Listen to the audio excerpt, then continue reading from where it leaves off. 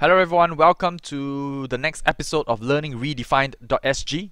This is episode 4 and the title of today's episode is Flip Learning 101.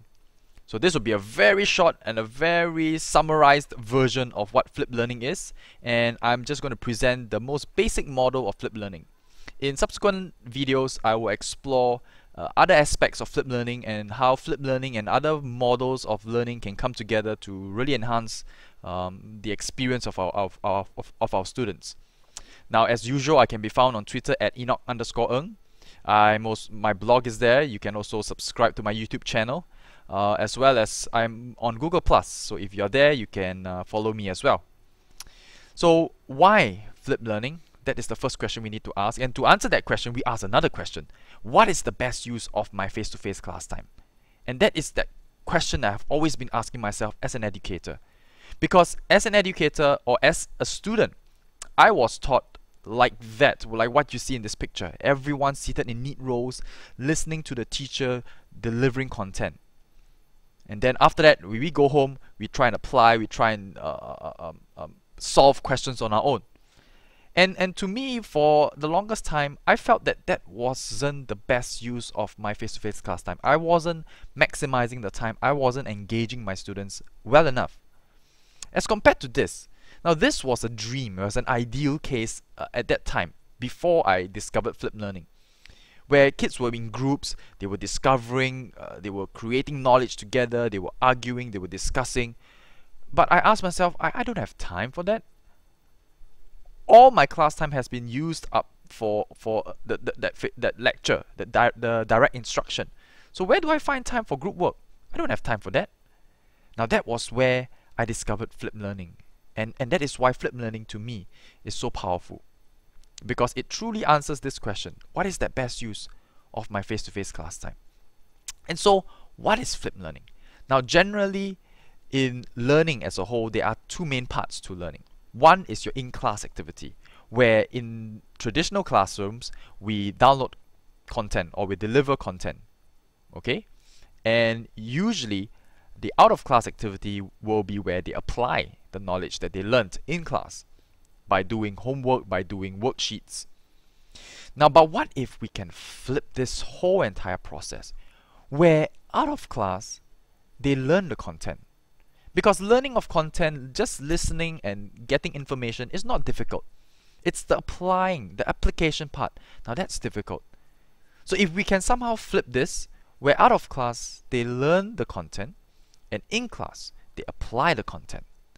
Now wouldn't that be powerful? And that is basically what flip learning is all about.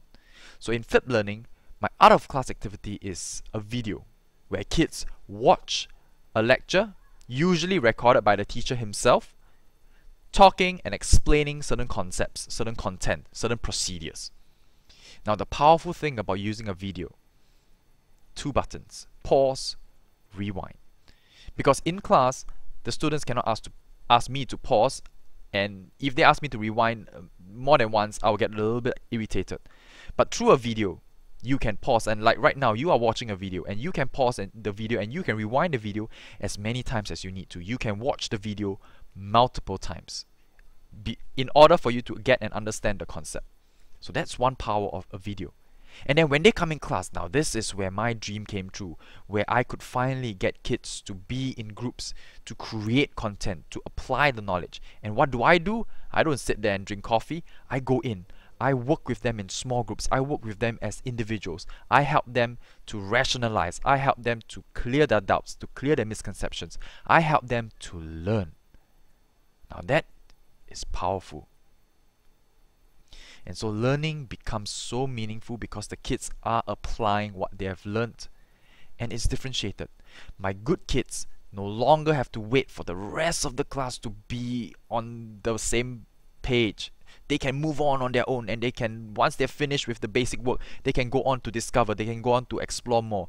While my slower kids will not feel bad that I'm holding up the rest of the class, because they can slow down and they can ask for my help. And they can take their time to learn, to make sure they have really understood what's happening. And so flip learning has that power.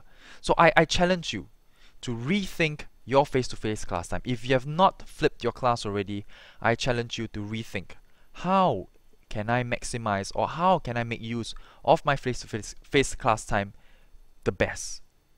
And how can I make that experience in class better for my students? This is my challenge to you.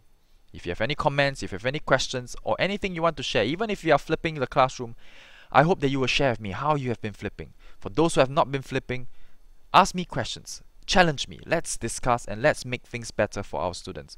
And I hope that you will subscribe if you find that this video is interesting and it sparks your thinking.